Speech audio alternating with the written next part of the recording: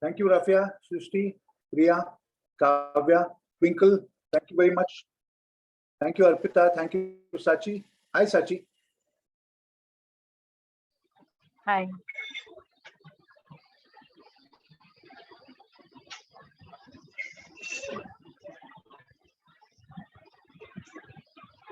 There's still many of you who have not switched on your videos.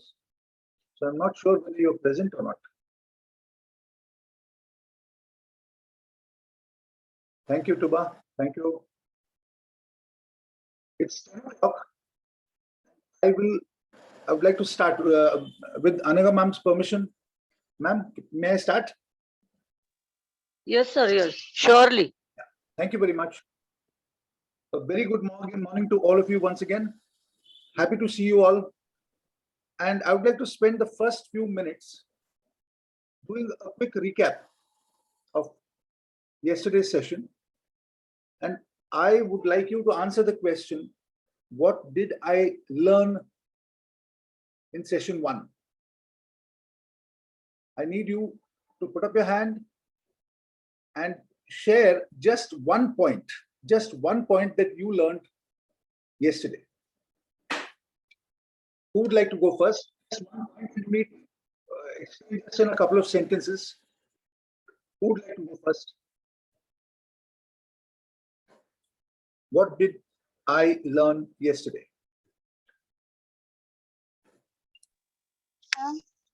Yes, go ahead. Revati? Yes, sir. Whenever we talk in English, we talk smoothly. Very good. And give me an example. Like, sir, drum and bread butter. How do you speak? How do you say those words? Tell me. Yes, the drum is, I will spell like drum. Drum. Curve your tongue on the mouth, not drum. Right. Say it again. Drum. No, I can still hear the R vibration. The R drum. Vibration should not come. It should be drum. Drum. Yeah, much better, Revati. Okay, so okay, go ahead. And the bread butter. How do you say that? Bread butter. Butter. Put the pressure on b. So the pressure does not come on t. It will be butter. Butter. Yeah. Very good. So English. And sir, chini and shakkar. Wait. One point. Only 1 point at a time. So you talked about the softness of the language and how we pronounce English in a very subdued manner. We do not put any pressure on the sound. Are all of you remember this point? And all of you should keep this in mind for the future. Thank you very much, Revati. Who's next? Next point. Let's not waste too much time on this.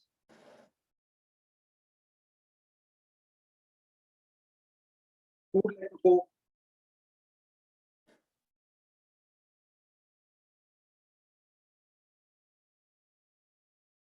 Why so much? Have you all forgotten what we learned yesterday? In fact, Revati was mentioning something. So can you pick it up from there? What was Revati also talking about? And I had to stop her. Sir, she mentioned how the word sugar derived. Yeah. So how did it come? How did it come, Rosman? Share it with us once again. I think you're muted. You're muted. Please keep once again. Please keep that device in one place. Don't hold it because it's shaking a lot. Yeah. So it came from China, and so we called it in India chini, and then it passed on, and then finally it became sugar. But how did chini become sugar? Chini did not become sugar. Chini remained chini. Shaiche became sharkara. Sharkara became shakkar, chakkara in South India. Then it became al-sukar and asukar and zukar and then sugar as it reached Europe, right? Thank you, Rosman. What else? Would somebody else like to share another point?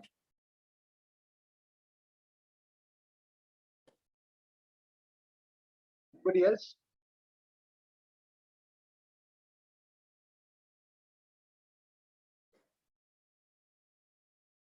I hope you've not completely forgotten what you studied yesterday.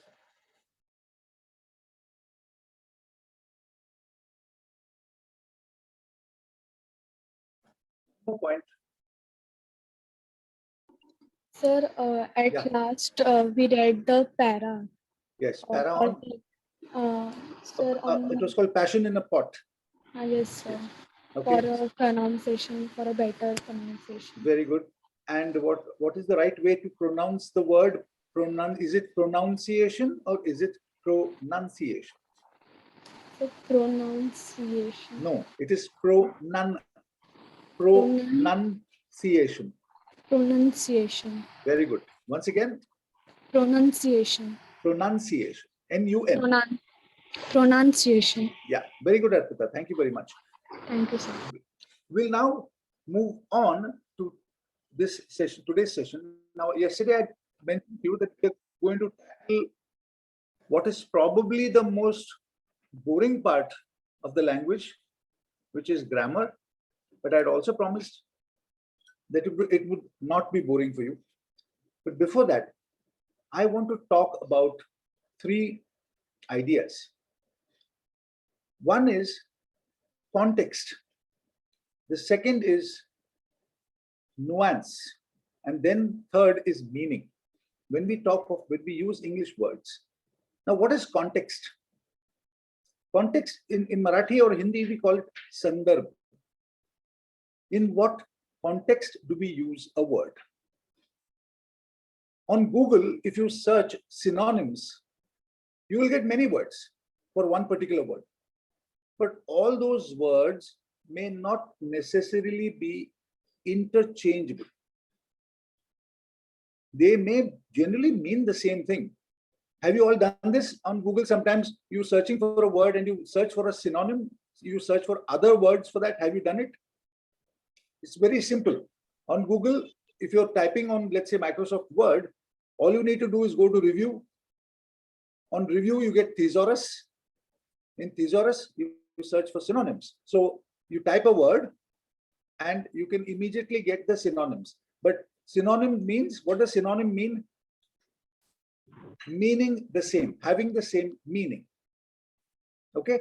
However, words which have the same meaning may not have the same context. Now, when I say context, sandarbh. Ishwari, would you like to clarify? Would you like to tell me what that word means to you? Context.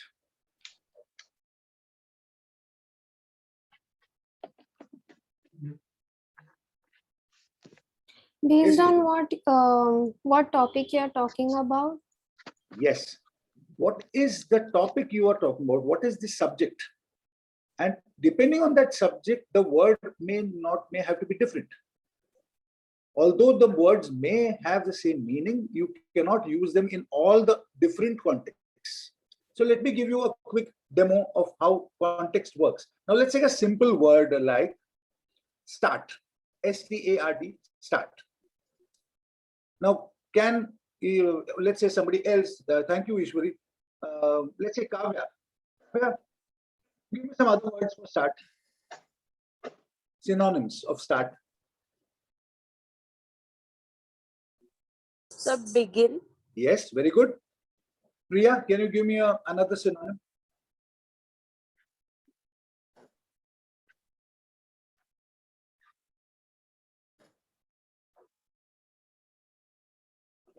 Word that means the same. Sachi, can you think of a word?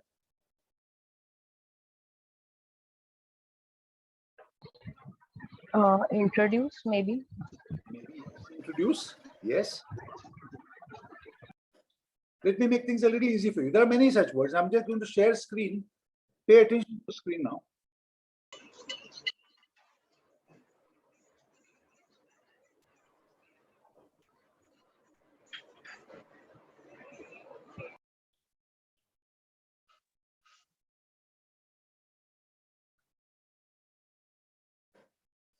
Can you all see these words? Start, begin, I put in one circle. Then we have got words like initiate, establish, pioneer, originate, commence, inaugurate. all these words mean start. But these words are not interchangeable. They are used in different contexts. Now, the word start or begin can be used in almost any context. It's a very common word. However, when you change the context, you have to select. For example, if I want to say that the musical concert will start at 7 p.m., then what word, among which of these words, which word should I use instead of start? If I'm talking about a musical concert which starts at a particular time, instead of start, which word may I use? You are free to answer. Anybody, I'm not going to ask you. Anybody can answer. Begin or initiate. Give me only one. Don't give two choices. Anyone. Start or begin, I've already said. That's a common word. Initiate. No, Revati, Inaugurate. it is not initiate. Inaugurate. No, it is not inaugurate. The correct word would be commence. Any program commences on a particular time at a particular time on a particular date. So when we talk, let's say we're talking about a course. If, for example, your academic program for the year commences on, say, June 21st. So a program of any kind will always commence.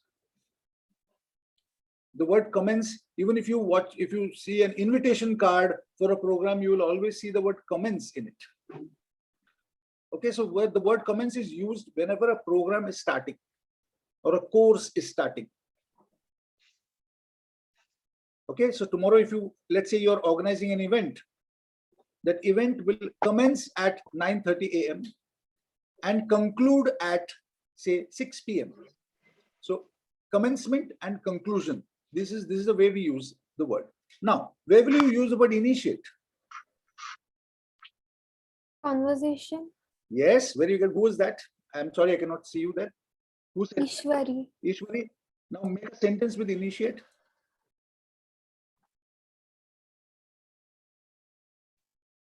I initiated the conversation with the teacher.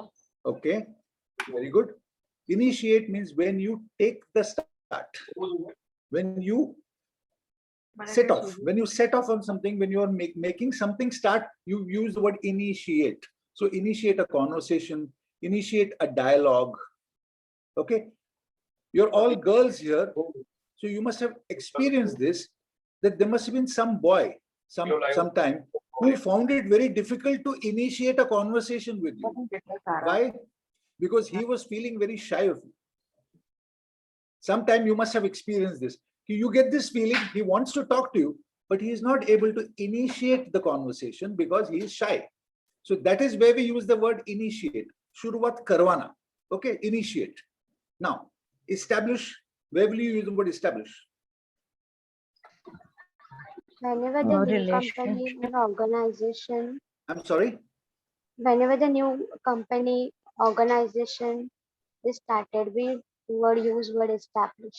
Excellent. Who is that? I'm sorry, I couldn't see you. Who was that? Revati. Revati again. Establish. That's a perfect answer, Revati. Whenever an organization or a company or any kind of institute or anything is first set up, we use the word establish.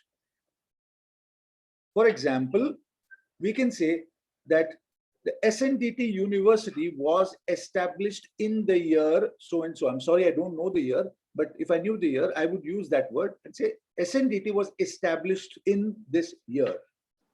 Or the Coca-Cola company was established in so and so year. I'm sorry, somebody was saying something. Did I hear somebody say something? Okay, no problem. Now, let's go to the next word, pioneer. Where will you use the word pioneer? When a person starts something. Like, we already said, if he's starting a conversation, it is initiate. If he's setting up an institute, it is established. So, but when do you say pioneer?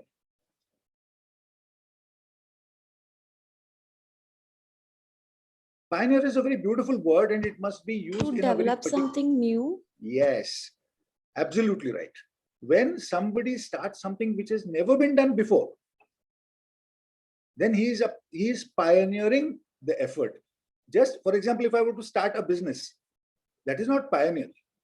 That is, I'm just establishing a company. But if I'm doing something that has never been done before, can somebody give me an example?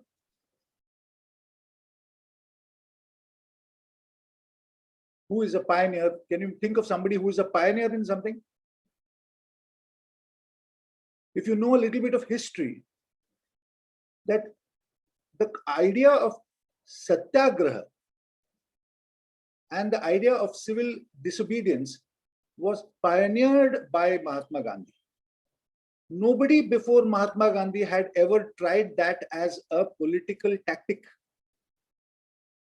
अपने घर के अंदर बैठे घर में बैठ के सत्याग्रह बहुत लोगों ने किया होगा, लेकिन for politics to use satyagraha was the first. Mahatma Gandhi pioneered that idea.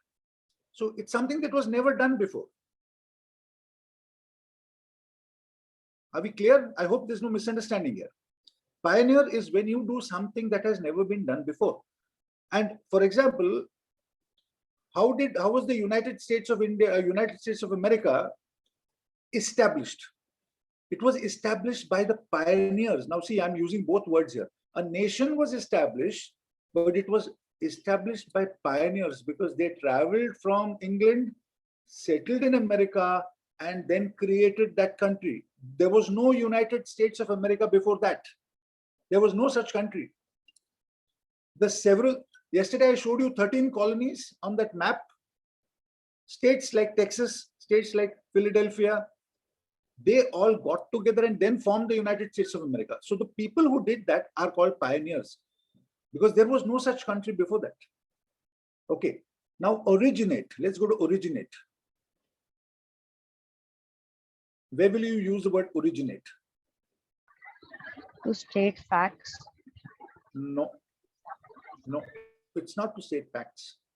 I think you're confusing it with some other word. Originate has got nothing to do with stating of facts.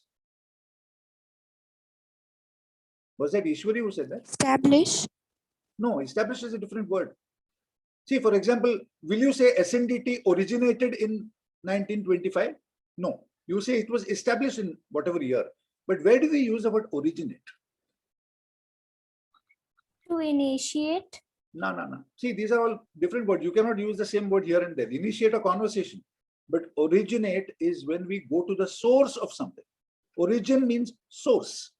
So, for example, the river Ganga originates at Mansarovar or Gangotri, right? So that is where the source is. We also yesterday studied the origins of the English language. So the English language has originated from many different places. It's not one place. It has taken from Germany, it has taken from France, it is taken from Latin, so many different languages. So originate is referring to the source. Kahan se shuru hota hai? Source. Can somebody try some other example for originate other than rivers? We know that Ganga, sorry, go ahead please. Hello. So these also come under facts, right? Yeah, who is this? Like Sachin. Yeah, Sachi, go ahead. I was asking, Ganga originated in Mansarovar. That is also a fact, right? No, it is a fact, but originate does not mean stating of facts. I meant You're right, that it's can a be fact. one of the things, right? No, it is not a meaning. Stating of facts has got nothing to do with the word start, no? See, we are discussing the synonyms of the word start. But originate refers to source. The word origin is always source. So, kahan se shuru hota hai? So that is where we use the word originate. No argument here. I'm not trying to argue. I'm just telling you, stating of fact is not the meaning of the word originate. Okay, commence, we have already discussed. Program commences. Now inaugurate. This is a very simple meaning. Can somebody tell me? Give me a sentence with inaugurate.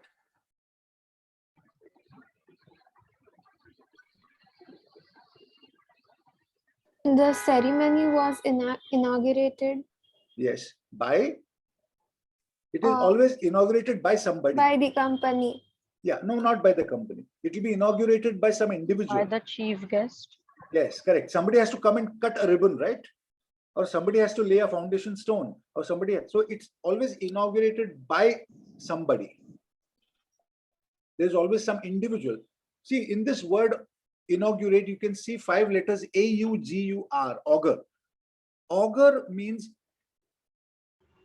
for the future.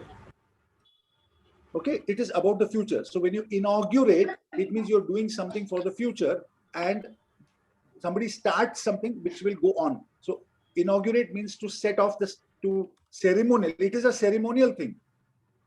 Okay, whereas the other words are not used. You will not say that Amitabh Bachchan came and started the program. You will say he inaugurated the program. Okay, so I just wanted to demonstrate to you that words which have the same meaning can have different contexts. Let us go to another set of words, and here I will save some time. We are talking about the word work. The word work has synonyms like exertion, slog, labor, effort, toil, drudgery. Drudgery may be a slightly new word for you. The other words are relatively common words, but here again, we use these words in particular contexts. See the word slog. When do we use the word slog? When you work very hard. When you're really working very hard, it is called slogging. For example, just before your exams, The class has started. please mute yourself. Who's that? So the word slog is something that we use when you work very hard. Okay, but slog is, shall we say, a bit of a rough word. Toil is a better word. Toiling very hard, when you say somebody is really working very hard for something, we also use the word toil. The word labor is normally used when it is referring to physical labor, physical work.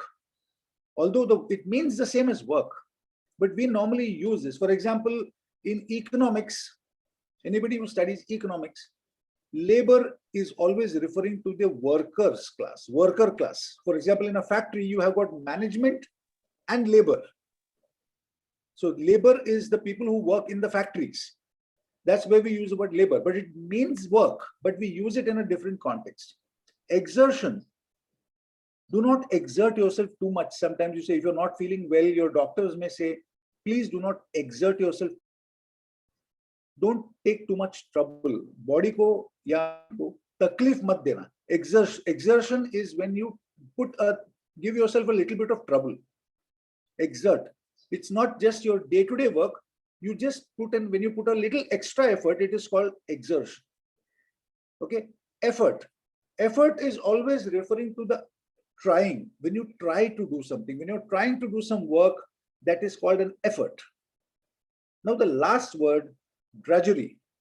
Can somebody help me out with this? What does the word drudgery mean? Anybody? Okay. Drudgery means when work is very, very boring and tiresome. Esha Dhage, would you please keep your device fixed? Please don't move so much. Thank you. Just leave it where it is. There's too much movement. Okay. Drudgery means when your work becomes very boring and tiresome. For example, you know what? There's another phrase that we all use: donkey work, gadha majuri. Gadha majuri jo bolte hum log, that is drudgery. When you're doing the same thing repeatedly again and again, it becomes drudgery. But all these words are related to work. So these are two examples I gave of start and work, where different words meaning the same need to be used in different contexts. I'll now move to the second idea of context. After context, It is called nuance. Nuance means, have you all seen a paint shade card? I'm sure many of you must have seen a paint shade card. Or sometimes even your nail polish or nail enamel is also, you get some shade cards when you go and select which shade or which shade of lipstick. You see shades from light to dark. Am I right? Now, words also have shades, which means they go from the light level to the very dark level, or shall we say, in the intensity of the words increases. That is called the nuance of the word. Here, have a look at this slide. You see 5 words here. They all mean the same, but the intensity is slowly increasing. The first word, dislike. The second is detest. The third is hate. The fourth is loathe. And the fifth is abhor. The word is growing, is becoming stronger and stronger and stronger. They all mean the same thing. It is acha nahi lagta hai. I do not like something. Fine. But how much do you not like it? For example, you may dislike a person. You may dislike some food. You may dislike a singer. You might dislike an actor. But do you hate that person? Or do you hate that food? No. You may just dislike it. But there are some things which you detest. Please note the change in my tone. Dislike, detest, then hate, then loathe, and then finally abhor. Abhor means that it is absolutely not acceptable at all. There are some practices that we find abhorrent, something that we cannot stand at all. All of us experience these things in our life. We feel these emotions towards others, and we also know that others have these emotions. So, but when we use these words, remember that the intensity of the word, as we move from left to right, the intensity of the word increases. So we must be careful not to use the word in the wrong place. If the intensity of your feeling is light, then use the light word. If it is medium, use the medium word. But if it is very strong, then you use the strong word, abhor or loathe. I hope this is clear. This is the nuance of the word, the shade, how the shade slowly gets deeper and deeper as you move from left to right.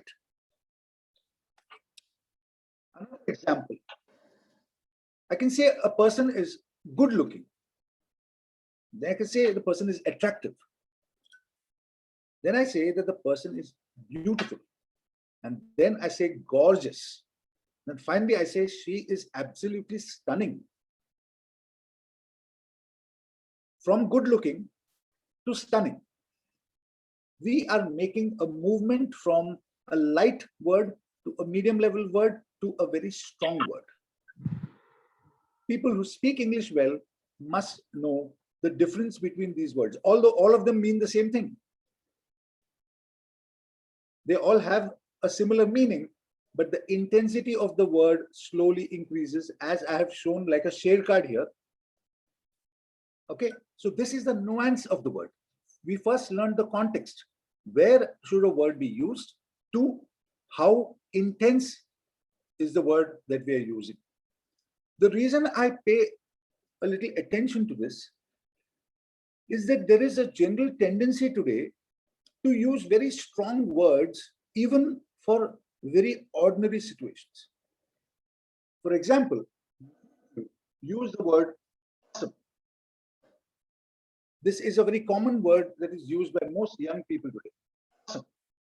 Now the word awesome, what does it mean? Look at the first 3 letters of the word awesome, A-W-E. It is awe. Awe. That means that word itself, the sound of the word indicates what a big thing it should be. Let me explain where something that I found really awesome. There is a city, I'm sure there's a place in Nepal called Kathmandu. And just about an hour and a half away from Kathmandu is a small town called Nagarkot. When I visited Nagarkot, at 7 in the evening when I reached Nagarkot, it was already dark. Our tour guide told us, after we had all had dinner, he asked us to please rise early at about 6 o'clock. He did not tell us why. We were all staying in about 15 different cottages, and since we had reached at nightfall, we had not really seen where we were. We did not know anything about our surroundings. Next morning, early in the morning, we all rose, and he had asked us to gather at a particular spot, which is sort of like an observation deck. And when we came out of our cottages, it was very foggy. We could see nothing. But we just found our way to the observation desk. And then we waited for a few minutes, and the fog slowly started lifting. And when the fog cleared, we had in front of us all the major mountain ranges of the Himalayas. Mount Everest, K1, K2, Kanchenjunga. We could see all the mountains in front of us like a map. At that instant, what I felt was awesome. That was awe. I felt awe. That is where you use the word awesome.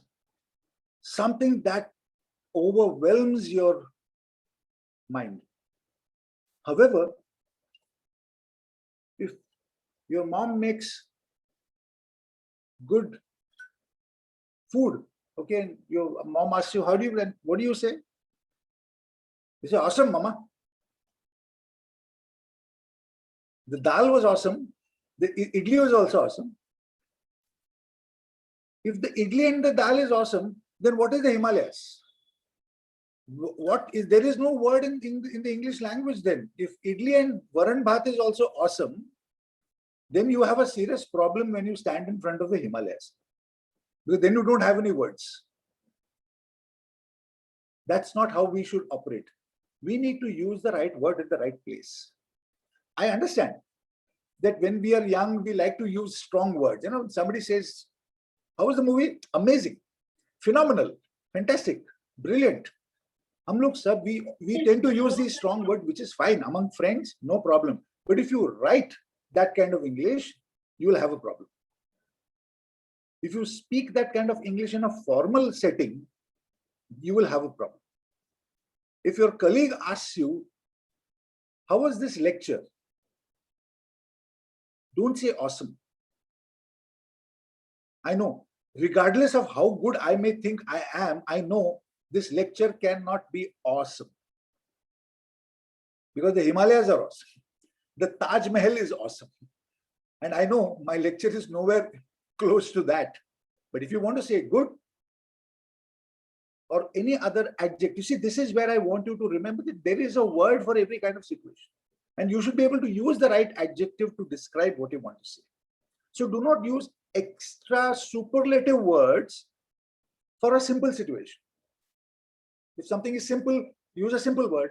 If something is medium level, use a medium word. But if something is truly great, this once happened to me. A friend of mine told me that she saw Kuch Kuch Hota Hai, the movie, and she said it was brilliant.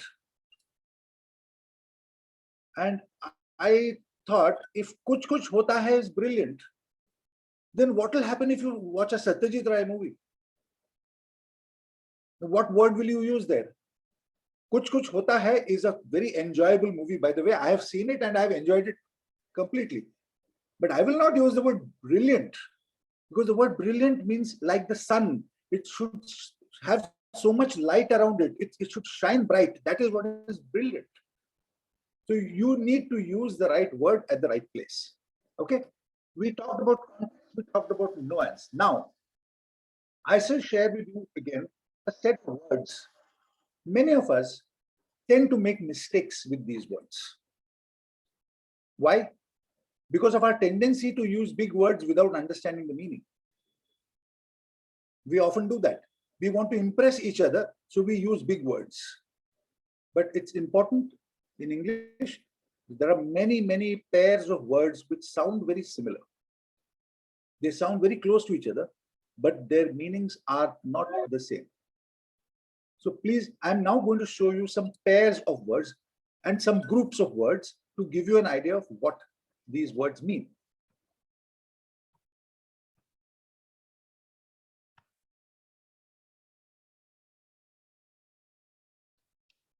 Is my screen visible to everybody? Somebody Yes, tell me. sir. Yeah, Yes, sir. thank you. Yes, sir. One second.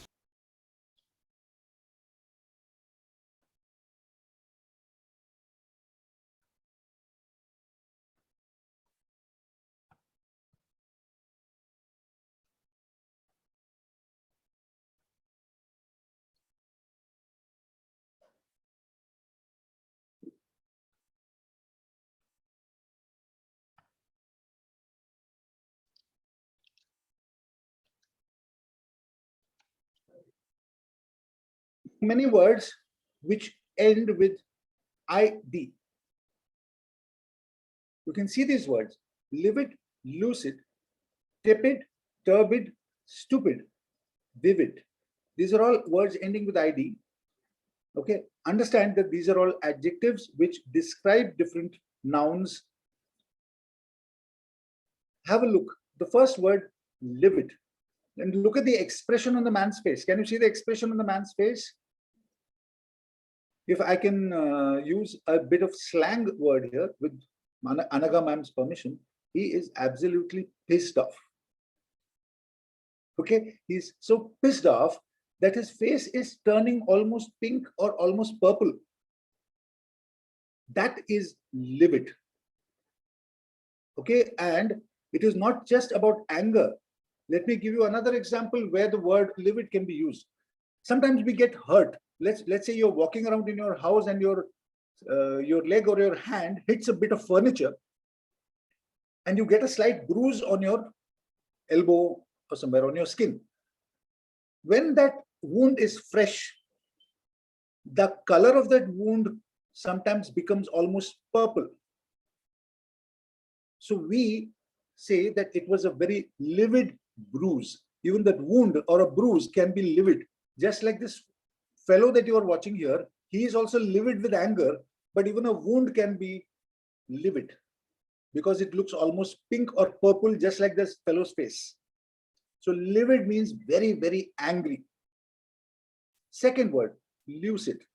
Lucid means very clear, transparent. Can you see that crystal over there? You can see through it. If you can see through something, it is very lucid. Now, where do we use the word lucid? It's not only for glass or crystal or diamonds. Lucid is also for the way somebody makes a presentation. For example, this presentation that you are watching, if you have understood it very clearly, you can say, Sharath Ail made a lucid presentation. That means you were able to understand it very clearly. So on one hand, you've got the physical meaning of clarity, clearness. On the other hand, the intangible meaning of ability to be clear and understand and very simple to understand, that is lucid. The third word, tepid. This may be a new word for you, but in food, it is going to be part of your language because tepid means lukewarm. Lukewarm, or in Marathi, we use the word komat. Am I right? Komat. It's not very hot, it's not very cold. It is lukewarm. So tepid. Now that is a physical meaning, but again, another meaning. Here I'm giving you two types of meanings. One is the literal meaning, that is the meaning of the word, and the other is the figurative meaning, that is where you can use it in other contexts. You can use the word tepid. For example, if you found my session yesterday or today, if you found my session uninteresting, If you found my session boring, you can say Sharath Ail's presentation was very tepid. Or as in, sometimes we speak in common language, kuch dam nahi tha yaar, maza nahi aaya. In such cases, you can use the word tepid. So livid is angry, lucid is clear, tepid is boring, uninteresting, or lukewarm. Now, turbid. Look at the test tube. In that test tube, you can see that the upper part is clear, but the lower part, the liquid, is not clear. Okay, that quality where you cannot see something very clearly is turbid. Okay, think of the soft drinks that you sometimes have. I'm sure you've had a drink like Sprite or 7-Up. That is a clear drink. But if you drink Limca or lemonade, that is a turbid drink because you cannot see through Limca. Limca is a drink that you cannot see through. So that is turbid. Stupid, do I need to tell you what it means? I don't need to. All of you use that word very commonly. Stupid. No further clarification required. But the last word is very interesting. Vivid. Vivid is when something is very bright and colorful. For example, our national bird, the peacock, when it opens its tail with all the feathers and the eye spots, you can see such beautiful colors, blue, green, yellow on the peacock. That is a vivid sight. The sight of the peacock it's a very vivid sight. Beautifully colored, very bright, beautiful to see, it's vivid. Okay. Now these are all words which are ending with ID. I'm giving you these words so that you understand that words have certain structures. You can follow this on your own.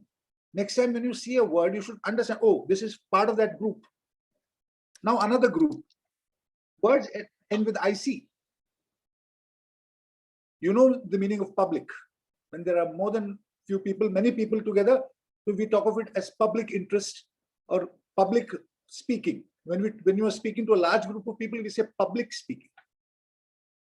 But academic is referring to studies, school, college, BSc, MSc, PhD. We are in the academic sphere, which has got to do with your studies. Third word, Catholic.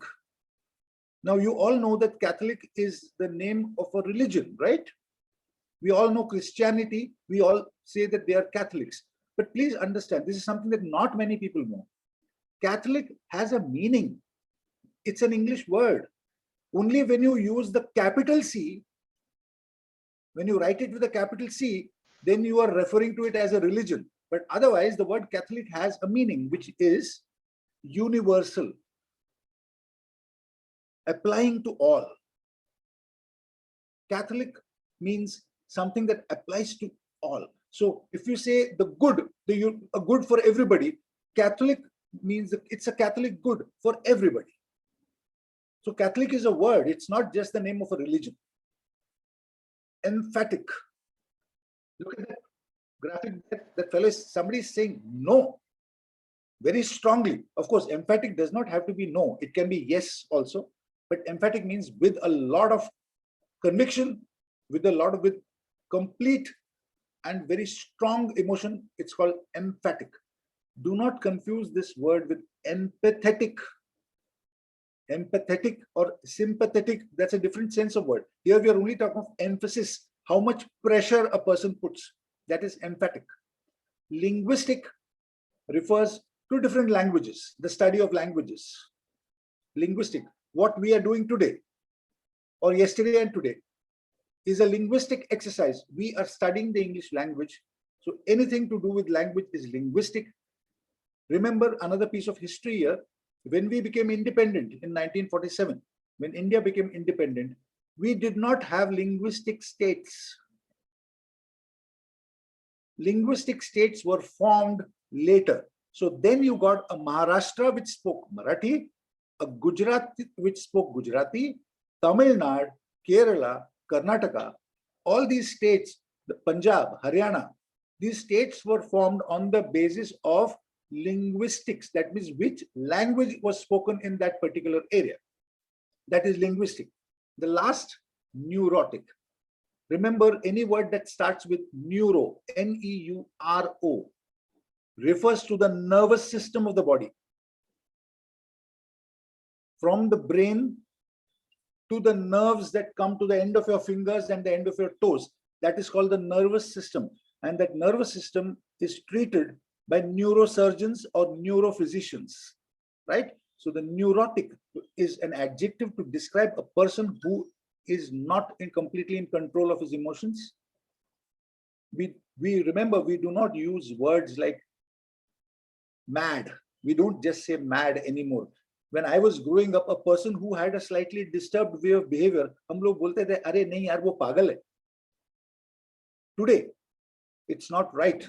We must understand that different people have different kinds of mental problems and they must be recognized for that. So neurotic is a state of mind which is a very highly disturbed state of mind. Okay, these are all examples of words that end with IC.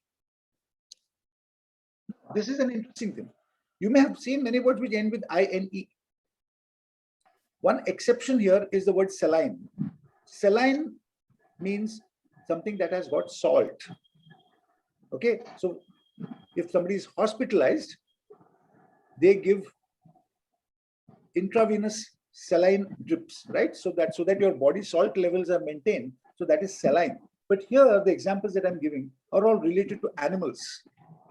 So when you use the word canine, it means like a dog. A characteristic of a dog is canine. Now, remember, we all human beings have something called a canine. Where is the canine? In human beings, where do you have a canine? Anybody? Can you tell me? No, we have a canine in our mouth. There are 4 types of teeth in our mouth. We have the incisor, the canine, the premolar, and the molar. So the canine is the dog-like tooth that we have, which is very sharp and which can tear food. That is called the canine tooth, which means it is like a dog. The second word, feline, it means like a cat. Okay, any cat-like characteristic is feline. But do you know, we use this word to describe women. When women walk very gracefully, we say she has a feline grace. Why? Because cats are the most graceful animals when they walk. Please note that if you go to a fashion show, it is called a catwalk. Right? Your supermodels, they do a catwalk. So catwalk means feline grace. They walk like cats. It's the most beautiful walk. No other animal is able to walk as gracefully as a cat. So feline grace, but feline is like a cat. Now equine and equestrian are like horses. Horse-like characteristics are equine. The word equestrian is used only for sports. Okay, when you have the Olympics, you have one event called the equestrian event, where the participants are on horseback. There is one set of sports events which are equestrian, but otherwise horse-like characteristics are called equine. Next word, bovine. Bovine is like a cow. Like a cow. Now, again, what does this mean? In the human sense or in a day-to-day sense, you see some human beings around you. Sorry, this could be a little funny, but they behave like cows. For example, pedestrians on the street. When I drive, I often see a lot of people who behave like cows. When they cross a road, they cross the road exactly like cows. They are not alert. They don't look around. They just quietly move across the road like मैं road cross कर रही हूँ, मुझे कुछ नहीं होगा. अगर traffic है तो ट्रैफिक रुके. अगर स्पीड में आ रहे हैं तो वो लोग स्लो डाउन होंगे. मैं तो गाय के जैसे चलूंगा. So that is called bovine behavior, like a cow. Serpentine. This is very simple. Serpent is a snake. Serpentine. Now, where do we use the word serpentine? It does not mean poisonous. It has got nothing to do with poison. It has got to do with the coiled shape. When something is coiled, okay. For example, if you travel out of Bombay along the Ghats, if you're going to Goa, you will be going around serpentine roads. The roads are serpentine. They keep curving as we go up the Ghats. So it's like a snake. That road is like a snake. So that's a serpentine road. That's where you use the word serpentine. Or sometimes a woman may have the coils of the hair. Sometimes if the women who have got very long hair, they can tie their hair in a serpentine way. So it's like a snake coiled over each other. So that is serpentine. The last word is something that you can use very easily. Gadhe ke jaise. When you want to call somebody a donkey, you can say, don't be asinine. Asinine means like a donkey, which also means stupid. No offense meant to the donkey. The donkey is a simple animal. I don't know why everybody has decided to call stupid human beings a donkey, but that's how we have been following. That it's a rule that we've been following for many years. Stupid people are called donkeys. That is asinine behavior. Now, friends, you have seen 3 types of words ending with IT, ending with IC, and ending with INE. English words, you will find such common things. Let's do a quick exercise. I stop the share screen now. 1 second. Can you give me some words which end with ILE? Not AIL, not my surname, I, but ILE. Fragile. Very good. Who said that? Riya. Very much. Fragile. Can you tell me the meaning of the word fragile? Fertile. I'm sorry. I'm sorry. Fertile. No, wait. Before that, let her give the meaning of the word fragile. Fragile means Riya. dainty or delicate. Very good. Not just dainty or delicate, but something that can easily get damaged. Okay. So if you get a package with the label fragile, handle with care, that means there could be something inside that box which could break easily. For example, if you're transporting some glassware, okay, the package will always have the word fragile. Fragile means something is delicate and easily damaged. Therefore, it needs to be handled with care. Fragile. Very good, Riya. Now, Sachi said fertile.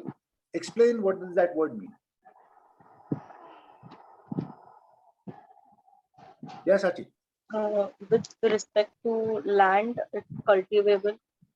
Correct. Yes, you're close, but the word fertile actually means something in which something new can grow. Okay, so in the case of land, it means where new plants, new crops can grow. In the case of human beings, fertile means that you can reproduce children. Okay, if a woman is fertile, we say fertile because she can reproduce children.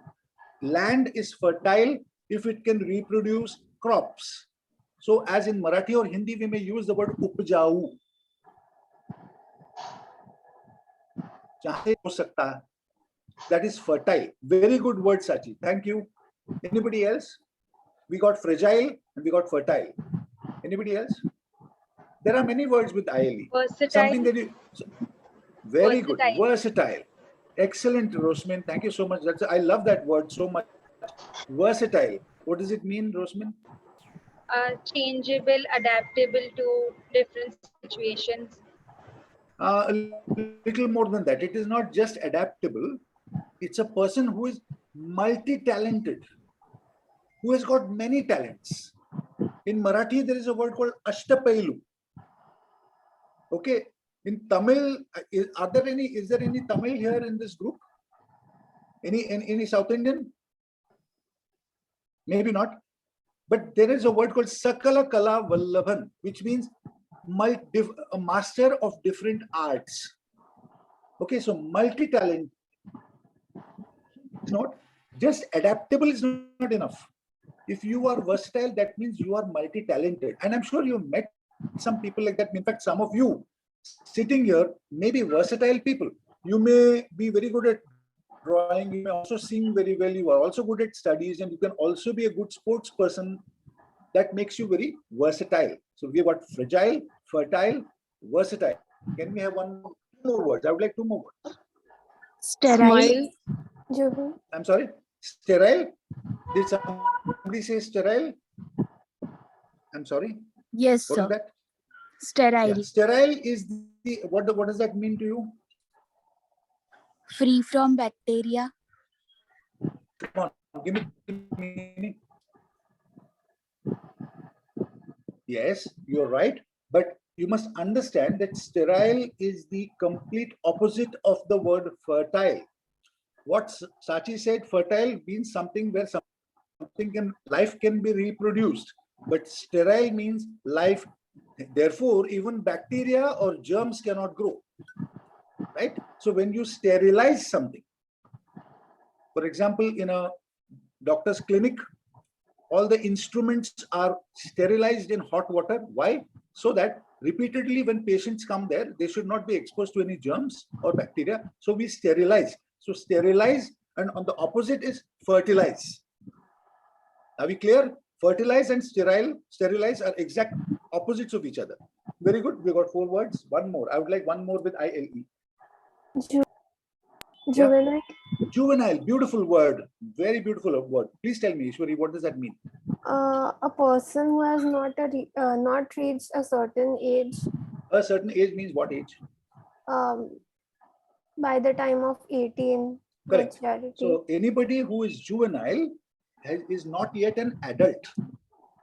Correct. The age of adulthood is 18. So somebody who has not reached that particular age is called juvenile. And juvenile also means, we tend to use it that way, that we say, hey, come on, yaar, don't be juvenile. Matlab, बच्चे जैसा बर्ताव मत करो. Don't behave like a child. Juvenile also means behaving like a child.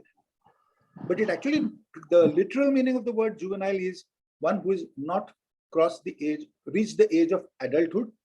In the legal system, remember that 2 people, if they commit a murder, one person is an adult, the other person is a juvenile. The juvenile will not get the same punishment. The adult may get life sentence or death, but the juvenile will not get that same sentence because he is considered as below that particular age. So juvenile, I'm very happy with the choice of words we got: fertile, fragile, juvenile, sterile, and versatile. Beautiful words. I hope this sets you on that thought process of thinking of words which have similar endings and then find out what are those different meanings. Thank you so much. I'm going back to Shakespeare now.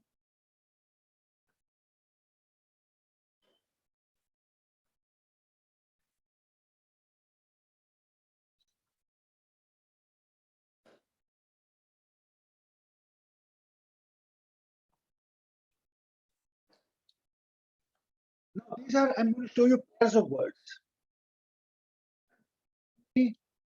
Okay, I'm not going to waste too much time here. 2 words, magnificent and magnanimous. Any word that starts with these 4 letters, M-A-G-N, magna, is referring to size and quantity. A lot, when you are talking of something big, something large. So magnificent. We use the word magnificent when you look at something that is truly big and imposing. For example, I mentioned the Himalayas, I mentioned the Taj Mahal.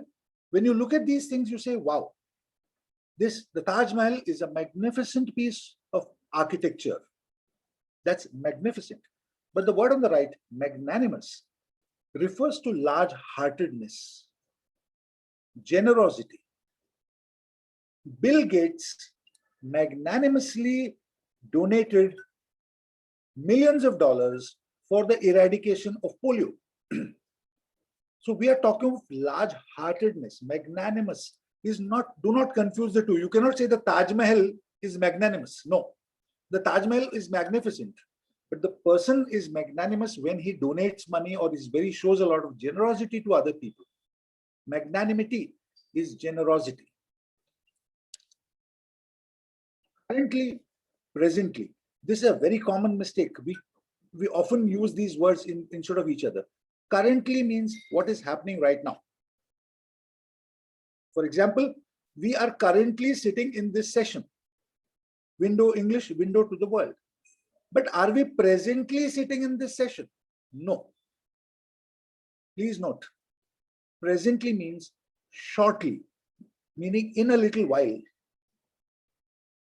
This, however, in today's English, the word presently is very rarely used. We prefer to use shortly or in a while.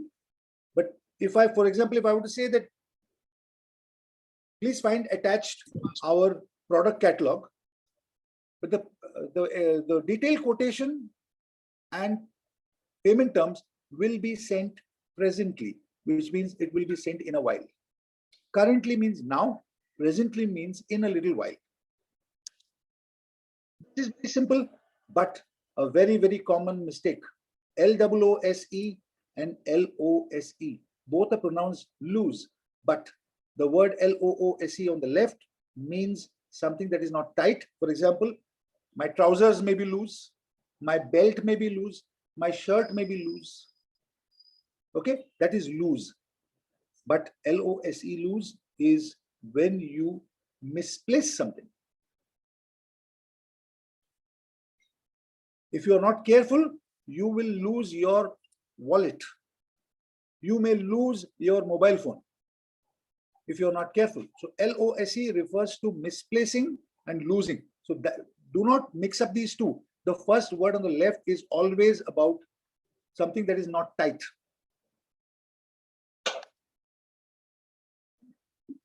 Incumbent.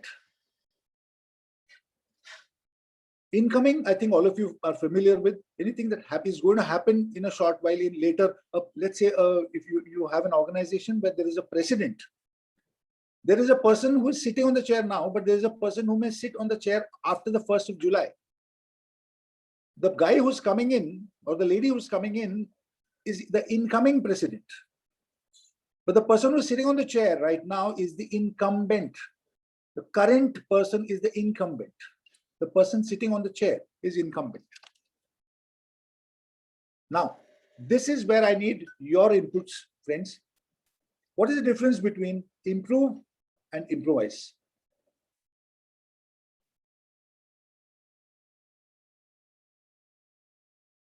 Anybody?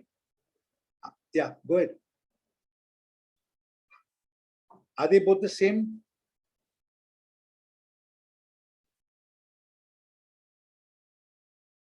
I see many people in India making these mistakes. Improve means to get better. Very good, Tuba. Should I pronounce your name as Tuba or Tuba? It's Tuba. Tuba. Tuba. Okay. Like Tabu or like Tabassum? Like Tuba. Okay, fine. Thank you. So you said improve is to make better. Correct? So what is improvise? Improvise means to make changes. To make changes? Why? Why should you make changes? You are not wrong, but you are not 100% right. Yeah, but why? Okay, fine. You're very close. I'll just add one small thing. To improvise is to make a last-minute adjustment. In Hindi and Marathi, we use the word jugaad. Jugaad, where you are doing a last-minute adjustment depending on the situation. That is not necessarily to make it better. It is not to make it better, but it is to manage the situation. For example, those of you who work in the kitchen regularly, sometimes you are starting to make a particular dish, okay, and at the last moment you realize that one particular ingredient is missing. Will you stop cooking? Something is missing. One particular ingredient was not there. Maybe you forgot to buy it. You did not know that you had run out of stocks. You improvise with something. You adjust something. Instead of one, you use something else. You still go ahead and make it, but it is not a change for the better. It's an adjustment. Let me give you another example. If you watched stage performances, actors do a lot of improvisation. You know why? Because sometimes your fellow actors forget a particular dialogue. Okay, so when your fellow actor forgets the dialogue, what do? Are you going to say, "Arey, kya dialogue bol raha hai? Tu bhul gaya kya dialogue?" You can't say that on stage, right? What will you do? You will just pick it up from there and change the dialogue in such a way the audience will never know that there was a change in the script. But the drama or the program goes forward. Nobody understands that what mistake was made. That is called an improvisation, a last-minute adjustment. It is not necessarily it's not a betterment, but it is just managing the situation. That is called improvise. But improve means you have to get better. So if somebody says you have done well, but next year you must improve your performance. But if somebody says you must improvise your performance, that is not right. You will improvise only in an emergency, in a last-minute situation. Okay? Later, latter. What is later? What is latter? Later is what happens afterwards, correct? But latter is the second of two. If you have in a list, if you have got two, for example, if I'm making a statement like this, Kareena Kapoor and Katrina Kaif are both beautiful actresses, but the latter is a better dancer. So who am I talking about? Who is the better dancer? Katrina Kaif. Because in that when I gave the names, Katrina was the second, right? Kareena Kapoor and Katrina are both good, beautiful actresses, but the latter is a better dancer. The second in a list is called latter. The first in the list is called, what is the other? It's called former. So when there are two people, instead of repeating the names, you can say the former and the latter. But later means jo der aaya, der se aaya. Do not confuse. They are pronounced differently, they are written differently, and they have separate meanings. Later and latter. Are we clear? Alternate and alternative.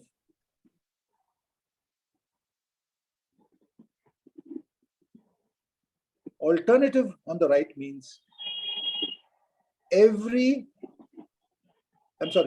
alternate on the left means every second one, which means if you're in a list of numbers, 1, 3, 5, 7, 9.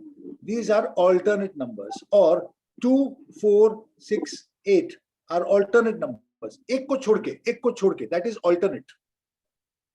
But alternative means the other option. The other option. Like for example, we say, Narendra Modi may not be a great prime minister, but alternative kahan hai? What choice do we have? That is alternative. But 1, 3, 5, 7, 9 is alternate.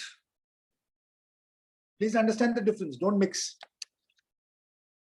Complement and complement, only one single alphabet difference between the two. P-L-I-M-E-N-T, P-L-E-M-E-N-T. Complement, complement, both are pronounced the same way. The word on the left means when we praise somebody. When I say, "Oh, you're looking really sweet today. Oh, you're looking very nice today," I am paying you a compliment. That is P-L-I, compliment. And what is complement? P-L-E-M-E-N-T is when something adds up to something to make it complete. Like for example, two people work very well together. One is a good leader the other is a very good planner. But when a good leader and when a good planner complement each other, which means they are supporting each other, and the total team becomes a very complete team. That is, so this word comes from complete. Complement comes from complete, something that makes it complete. I hope this difference is understood. PLIMENT is when you praise somebody. PLE is when you complete something. Now, it's 11:10. We have got about 20 minutes more.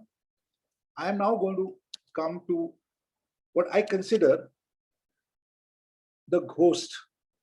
English language का एक भूत है.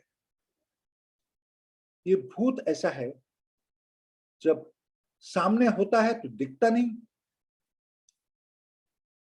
जब नहीं होता है ना तब दिखता है.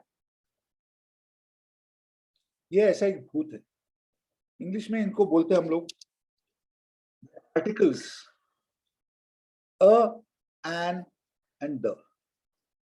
इसको मैं भूत बोलता हूं. I'm very sure that there are people, when they are reading a passage, अगर सामने अ, एन और द होता है ना, they don't read it at all. Their minds, their brain just jumps over these and they read without reading the articles. I've seen this happen, and I know this is a common problem. And at the same time, there are people who read the article when the article is not there at all. जब the नहीं होता है तो the पढ़ते हैं, जब the होता है तो हम नहीं पढ़ते हैं. Why? It is because there is no equivalent of a, and the in the Indian languages. In Hindi and Marathi, there is no equivalent of a, and the. So we are not trained at home to understand what these words mean. These words are only in the English language. Of course, they may be there in certain other foreign languages, but in the Indian languages, there is no a, and the. So this creates a problem for us. We are unable to understand exactly why those words are there. These words are words that draw the reader's attention or the people's attention to a particular noun. उसके ऊपर ध्यान आकर्षित करने के लिए रखा हुआ है. And where do we use these words? We have indefinite articles, a and an. When you are not referring to a specific thing, when you're referring to a general thing, for example, when I say I'm referring to a table, but I'm not telling you which table. In my sentence, you don't know which table. In that case, you will say a table. But if I am referring to a specific table, I will say the table. For example, in any passage, if you're speaking, the first time you will say a table, but once you've identified the table, after that you will have to say the table, because now everybody knows which table. I'm going to demonstrate this to you shortly in case you don't understand.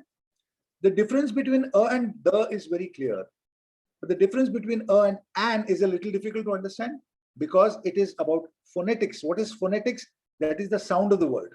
Yesterday in my poll, I had asked a question, what the word an would be used, and I've given you 4 options. Many of you got it right. You selected the word honor. Select the word honor. Can somebody, you all voted yesterday, tell me why you selected the word honor? Because H is silent. H is silent, you're right. But tell me, what is the sound that we're getting? Oh. Correct. H is silent, but हमारे कानों को जो शब्द आता है वो है O, honor. So whenever we have a vowel sound, that is A, E, I, O, U, any one of these vowel sounds when a word starts, we have to use an. This is only to make the sentence easy to say. Otherwise, if you say a honor, it's difficult. So we may because a is also a vowel by itself. Hence, we use the word an just to make the sentence smooth. So we say, and it is an honor to meet you. I will meet you in an hour. Again, when you say R, we don't say har. We don't say HOUR is not har, it is R. So again, it gives you a phonetic sound, it's giving you the vowel sound. So remember, the important thing is that the an comes before the sound. Don't think of the alphabet. Don't think of what you are reading. Think of the sound that comes to your ear when the noun is starting. So for example, any other word, can you tell me any other words which start with, which will be preceded by the word an? Quickly. Honest. Honest, very nice. He is an honest man. Again, because H is silent, but not just because H is silent, but because you're getting the sound O. Now, tell me some other words which do not have H, some other words. Regular An vowel words. MBA. An MBA. Ria, thank you. You have given me a very good example. MBA is starting from M, right? Yes, Then why do we say an MBA? because it gives the starting sound as E. Not E. It gives you the starting sound of A. The sound is A. You are writing E, but the sound is M, MBA. So it is the E sound. That is why you are saying an. But if you were to give the full form, instead of saying MBA, if you are saying Masters in Business Administration, now would you say a or an?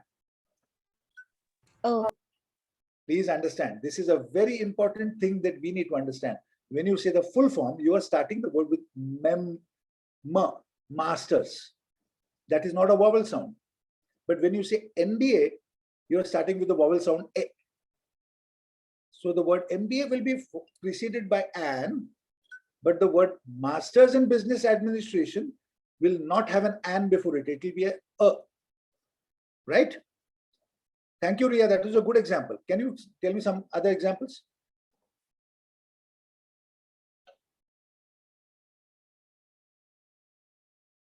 An FBI agent.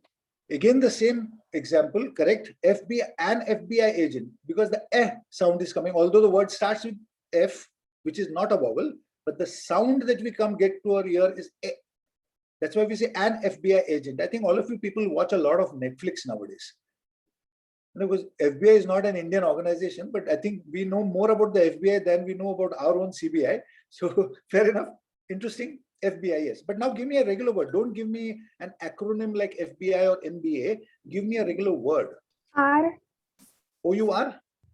HOUR. Yeah, we already said that. HOUR is pronounced as R, and hence I will meet you in an R. Perfectly, right? Entrepreneur. So entrepreneur, excellent. Entrepreneur. Entrepreneur, good example. What does it mean? It means a person who is like a pioneer, who starts something new, but it's pronounced as although we spell it as, how do we spell it? ENTRE, but we say entrepreneur. Now, why do you say entrepreneur? Because of what I explained to you yesterday. Entrepreneur is not an original English word. It comes from France. Because it is French, we use the word entre instead of enter. Okay, so it's entrepreneur. Yes, an entrepreneur. Very good. Okay, now what we'll do is I'm going to move to a passage.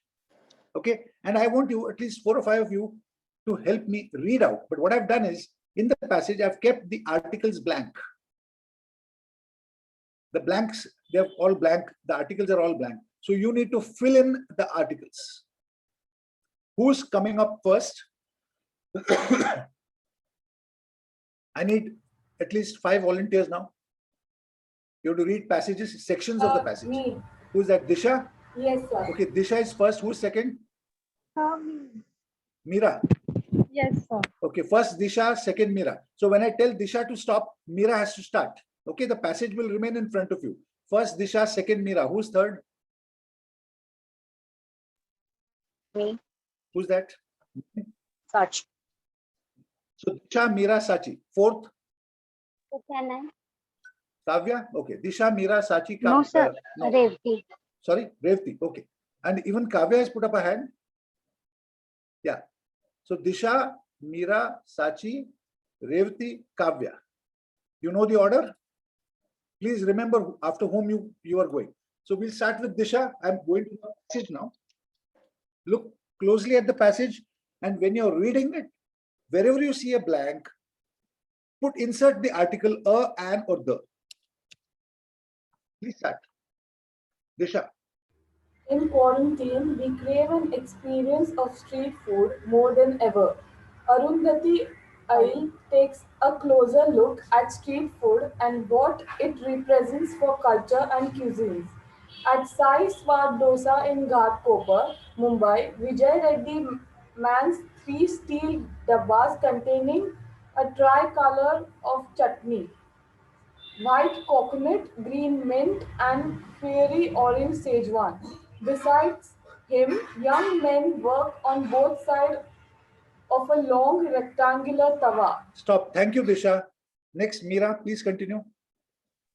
Yes, sir. They roll out thick dosa batter with steady hands and understand the rhythms of this exercise by heart.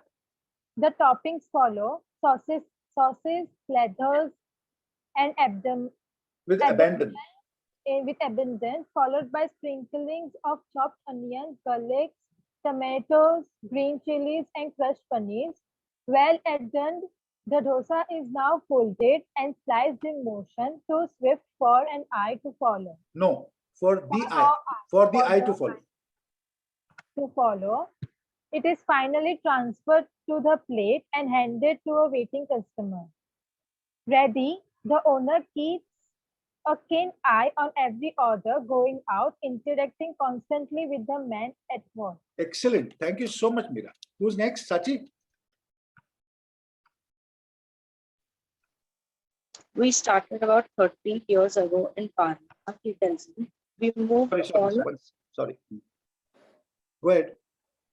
We moved down the road here just a few years back. At the time, all we had was just a tawa. Now they have a big space enough for multiple folks, and of course, a designated chutney too. Thank you, Sachi. Thank you, Sachi. Sachi, stop. 1 second. Thank you. Go ahead. Next one, I think, was Revati. Yes, sir. Yeah. Street food is a part of almost every culture in the world. India has a vast and varied street food scene, with every region boasting its own signature delicacies. Delhi has its paranthar and paratha and chole bhatures. Lucknow its kebabs, and Mumbai its and pav in myriad forms. A pav bhaji, vada No, pav. that is not a article space. That is just a dash. Start with pav bhaji. Pav bhaji, vada pav, dabeli, masala pav. Very often, a same food finds variation. It is very often the same food. The same food finds variation across the region too. Mumbai's Pani Puri is Delhi's Golgappa. My sister, who spent time traveling and eating expensively in the capital, still speaks of how odd it was to find her puri stuffed with the mashed potatoes instead of... One second. Just stop. Revati, did you know? All of you, please notice. She said the. When there was no the, there was no the in that sentence. Read that again. Speaks of how odd. Go ahead. Speaks of how odd it was to find her puri stuffed with masala potatoes instead of the usual mix of sprouts and bundi you find in Mumbai. People take their chat very seriously in Delhi. It's not just a quick bite to grab on. No, it's on the go. It's not just a quick bite to grab on the go. Proceed. It's just not. No. It's not just the quick bite on to grab on the go. It's an event. when you plan with friends and family, and you only go to the family favorite chaat Chatwala. She explains in Hyderabad, on the other hand, most Pani Puri vendors are actually selling pu- puchka. As a food blogger, Karina Acharya points out. Thank you. Thank you very much. Last passage. Who's there? I think this is Kavya. In Mumbai, it's common to see the warm ragda stuffing, but in Hyderabad, you find the potato and black chana stuffing seasoned with green chili paste and lots of coriander. She also tells me about Hyderabad's mirpakya bhaji, Bhaji. bhaji, the No, the batter fried a batter fried. a batter fried stuffed green chili. You find this in Mumbai too, but the flavors are totally different. Flavors Intricacy. intricacies aside, the deeper politics and cultural significance of street food is just as fascinating. In India, as in many other countries, street food shops are inherited and run by multiple generations of the same family. Family recipes are guarded with pride, and dishes are prepared as they have been for decades. These shops and recipes remain constant even as entire cities change around them. Street food vendors and their food represent in the way flavor In of a way. in a way flavor of the past, surviving, even thriving in the present. Thank you. Thank you very much, Kavya. Thank you, sir. Notice, friends, read. Excuse me, sir. Yes. I Please have go a ahead. question. Yeah, please. When do we say the and when do we say the? Okay, good. You say the only if the next word is starting with a consonant. For example, you say the frame. Okay, the next word starting with F. But if the next word is starting with a vowel, okay, for example, instead of saying the earth, we will say the earth. Okay. Remember, this is done. Remember, English is not, this is not about rules.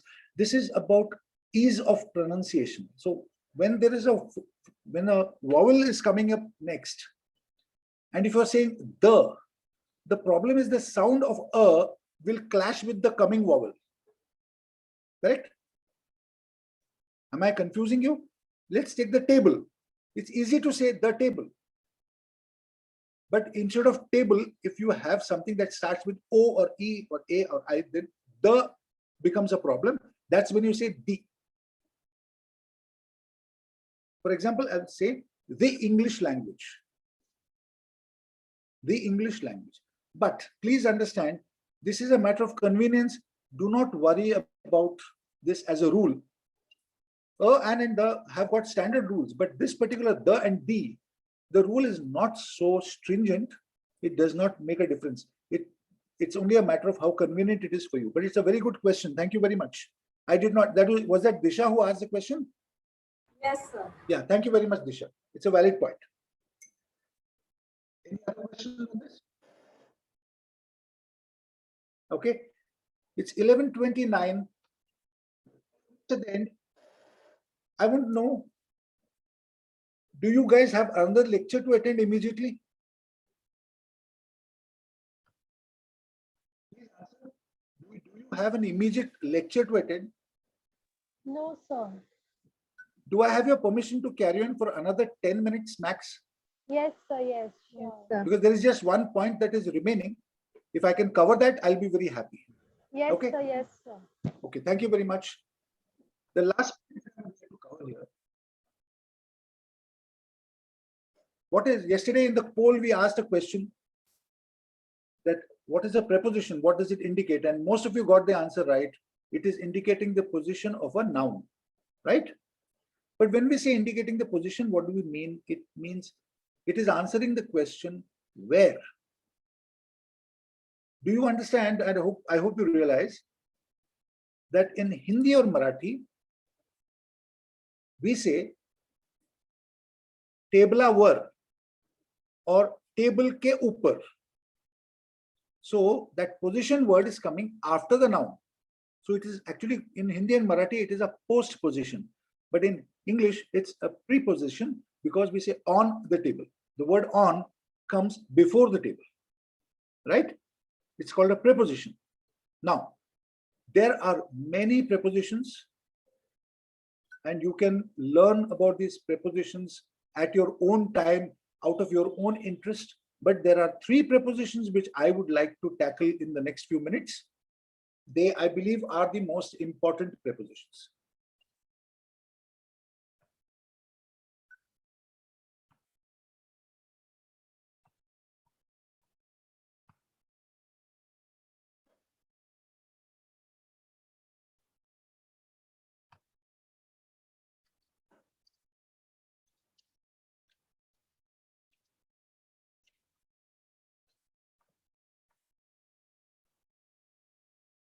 In, on, and at.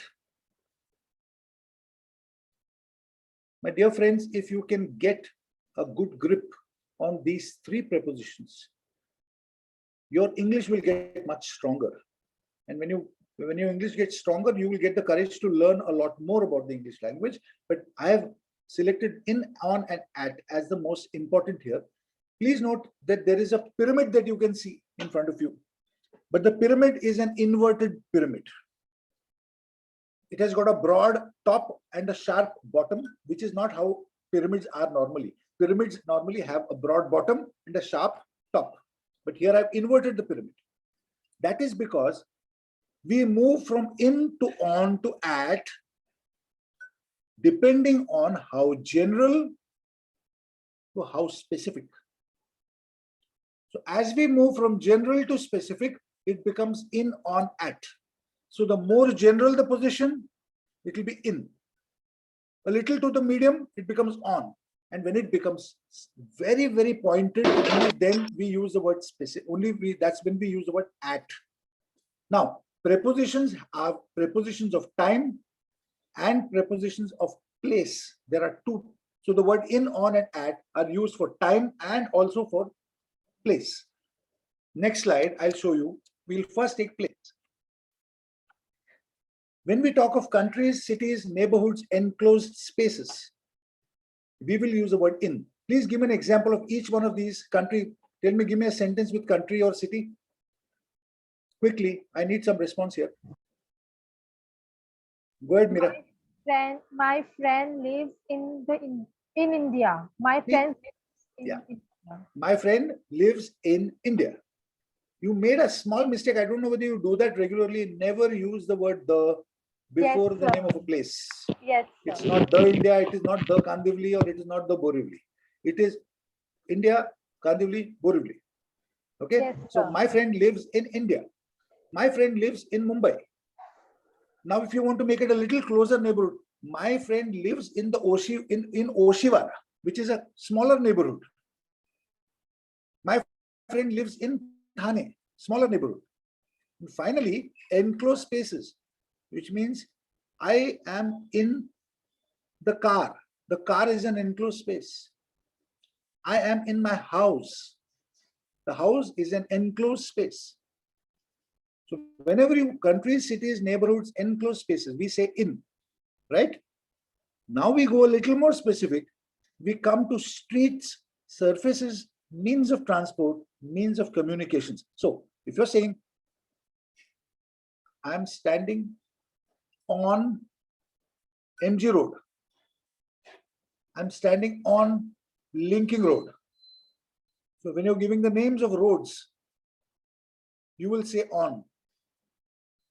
Now roads are also like surfaces, any flat surfaces, on the floor, on the table, on the wall, on the ceiling, any surface, you will always say on. Means of transport, on the bus. Although It is an enclosed space, remember. But if the car is an exception here, but most means of transport, it will be on the train, on the bus. And means of communication, on the radio, on the TV, on the internet. Okay, means of communications. You will always use the word on. Streets, surfaces, means of transport, means of communications. And finally, detailed address, specific location. If you're going to tell your friend, I'll meet you at, then that address has to be very, very specific.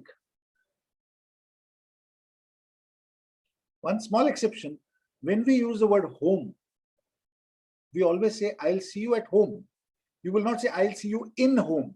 You will say, I will see you at home, because home is considered a specific location.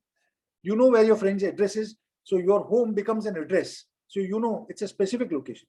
Similarly, where I'm sitting right now, I'm not sitting on the table. I'm sitting on a chair, but I am sitting at the table, because I'm very close to the table right now. So in such cases, you're working at a table. So it's a location. You don't sit on the table, but you sit at the table. The family meets every evening at the dining table. So when you use table, when you're talking about people sitting there, you say at. So addresses, specific locations. I will meet you at the airport. You know, at the domestic airport. When I say domestic airport, you know, अरे हमको Santa Cruz में जाके वो airport के सामने will meet. That becomes a very specific location. Or if you say I'll meet you at the Starbucks cafe in Powai, you know exactly where to go. So in, on, and at. Give me a thumbs up if you're clear about this. Any confusion, any questions before I move to prepositions of time? We have just now done prepositions of place. Before going to prepositions of time, any questions? Yeah, please. Sir, I have a question. Yes, Meera. So, there's a preposition known as inside. So what is the difference between in and inside? Like Very suppose there's a question. The book is kept in the box and the book is kept inside the box. Very So good. what's the difference between this? Very good. You will use inside only in the case of enclosed spaces. So it's a box. Now I just said I'll meet you at the airport. But if I tell you I'll meet you inside the airport, that means the location is changed.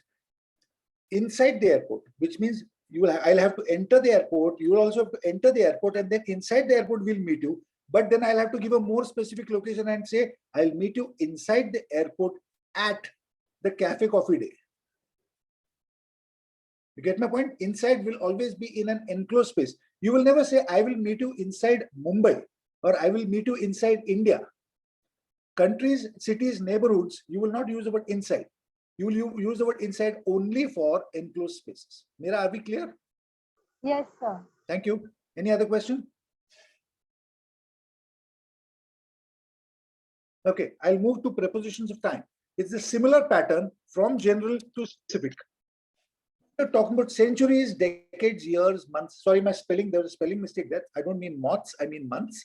Months, weeks, seasons, periods of time. For example, in the 21st century, in the 80s, in the 90s, they are decades. In the year 1936, in the month of December, in the last week of December, in the summer, in the winter, in the monsoon. Okay, so these are large periods of time. In such cases, you will use the word in. Now, when it gets a little specific and becomes a 24-hour period, a day, a date, or a specific day. For example, when you want to say on Thursday, you will say on. On the 23rd of May, you will say on. You will also say on when you are referring to a specific day like Independence Day, Republic Day, any special day which is just for 24 hours. When you are talking about Diwali or Christmas, be careful, because these festivals sometimes last for more than one day. Diwali can last for 3 days, Navratri can last for 9 days, Christmas can last, the holidays can last for almost 7 days. although the date, the actual Christmas day is the 25th of December. Now, in that case, if you're meaning only the 25th of December, you can say on Christmas day. So any 24-hour period, you will say on. Are we clear? Larger periods of time, you will say in. 24 hours, it's on. But now inside that 24-hour day, if you're going to speak about a specific hour, specific time of the day or night, again, spelling mistake there, I'm sorry. Specific times of the day or night, like at 10:30 a.m., 3:30 p.m., noon. What is noon? Exactly 12 o'clock when the sun is right on top of your head, it's called noon. So that is at. Similarly, midnight is 12 o'clock, just as you're getting ready to go to sleep, at midnight. So these are very specific times. And when you are using a specific time, you will use the word at. So I have covered prepositions of time and prepositions of place. And please do not ever forget this inverted pyramid that I've shown you, moving from general to specific. General will be in, middle level is on, final bottom of the pyramid at is always the most specific.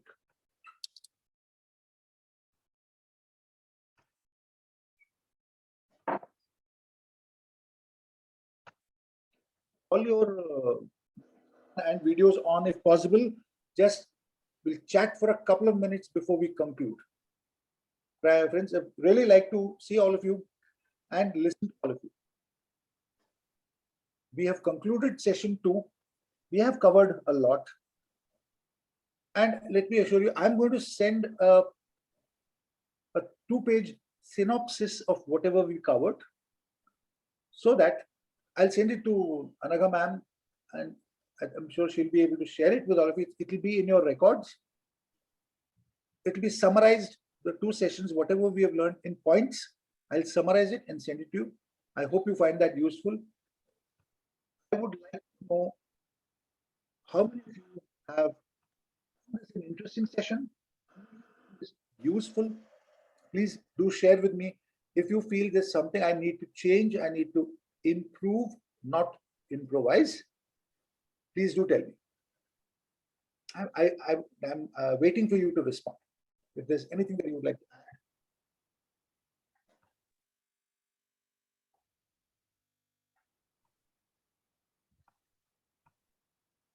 I really welcome your feedback, and all I need to know is whether there's anything that I need to change when I meet some other batch of students.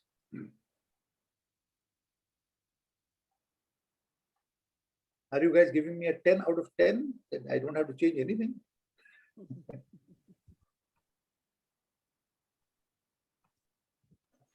I don't get any response here. Rosmin, last chance. Anything to say?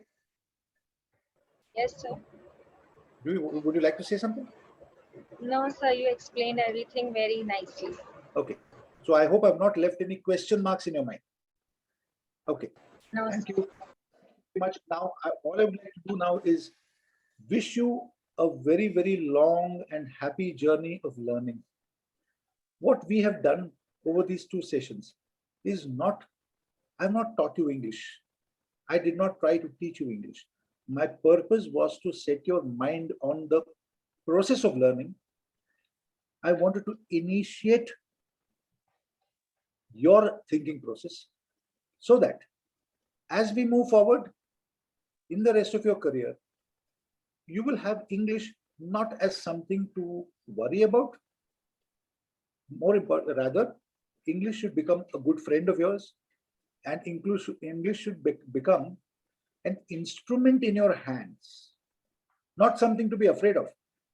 It's a tool. It's a tool to help you engage with the rest of the world, communicate with them comfortably, make people feel that you have command over the language. Please continue your reading habit. Yesterday, I realized that many of you have got a good reading habit, whether it's a regular newspaper, whether you read it in shorts on your mobile. There are many ways to read. You can read a book. Those of you who like to feel your book in your hand, go ahead. Those who want to read it on Kindle, no problem. It does not matter how you read. but make reading a daily habit. And not just for your language. Remember, if you want to be successful in your life, you need to know things other than your actual subject, the subject that you're studying.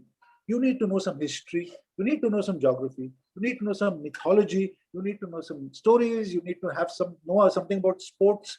You should have a very broad base of knowledge. Okay, so reading helps not only your own language, but it also helps your general knowledge.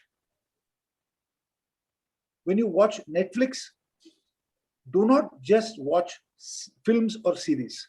I strongly recommend watch documentaries. There are some beautiful documentaries on the environment by David Attenborough. There are beautiful documentaries on all kinds of subjects, on politics, on history, on environment, on youth. These are all things that you will find very interesting to watch. And if it has been produced by the BBC, the British Broadcasting Authority, I would strongly recommend that you listen to it, because one thing is, they will not teach you bad English. The problem is when you listen to American programs, be conscious, the Americans pronounce English very differently, especially the ILE words that we discussed. You know how the Americans would say it? They would say fertile, fragile, versatile. They don't say "ile." They shorten it and make it fragile. I don't like that kind of pronunciation because it goes away from the basic of the English language. So as far as possible, if you're watching any Western stuff, please watch something that is produced in England by the BBC, ideally, because then you're guaranteed good English. To read English, listen to good English, and continue on your journey of learning. Thank you very much. And let's hope sometime your university may give me an opportunity to meet you all once again. I wish you all the very best in your careers. Sir, I would like to say something. Yeah, please. Yes, Revati, please. Sir, on the behalf of PV Polytechnic, I would like to thank you for spending your valuable time with us and encouraging and motivate us. Today's webinar is full of knowledge and very interesting things. We all were happy to see you, listen you, and gaining knowledge from you. This interesting knowledge definitely help in us in our future. I would like to thanks once again to you, sir. And I also like to thank Anaga ma'am for arranging or organizing this session for us and all teachers and students present here. Thank you so much. Thank you, Revati. That was a lovely word of thanks. That makes me feel very nice. And let me once again, from my side, thank Anaga ma'am and Sudha Shankar Narayan for giving me this opportunity. Because, but for Sudha, this door would never have opened. I did not know anybody in your college system. So, Sudha, thank you very much for making this possible. Anaga ma'am and Surekha ma'am for helping me out with the technicalities of the Zoom session. And your institution, PV Polytechnic, I will always remember as a place where I got this very beautiful opportunity to meet youngsters. Many of you are, in fact, younger than my daughters. I've got two daughters who are both older than you. And it's nice to meet such young people. And I hope you have a great journey ahead. Thank you so much. Bye and all the best. I would like to add something. Yes, ma'am. Thank you, Sudha, for bringing such a nice person who took all his efforts and, he prepared. Girls, please remember, he is expert. He has been taking so many webinars and seminars with the people. But because he is taking a webinar with the new group, let me tell you that the day before, he talked to me, he asked some questions so that, he can reach to you and so that he will be more effective. So see, though he is expert, he is still preparing. So just take this message that even if you are an expert, you have to prepare for whatever you are doing ahead in the career. So I would like to thank Sudha for bringing such an expert for our session. Thank you, Sudha. And let me tell you, sir, I can describe your session now with your words. And I hope that it is correct. So I can say your session was lucid and vivid. Wow. Correct, sir? Thank you so much. So thank you for giving me some words other than, great and nice and good. Thank you. This is the best compliment I can receive. Thank you so much. And I hope the same. All the people sitting here will be able to use words in the same fashion in their own lives. That's what I hope. Thank you so much. Thank you. Thank you. Very Thank you much. once again. Thank Bye. you, Surekha. Thank you, sir. Thank you very much. Bye. Thank you, sir. Thank you, sir. Bye. Thank All you, the best. sir. All the best. Thank you, sir.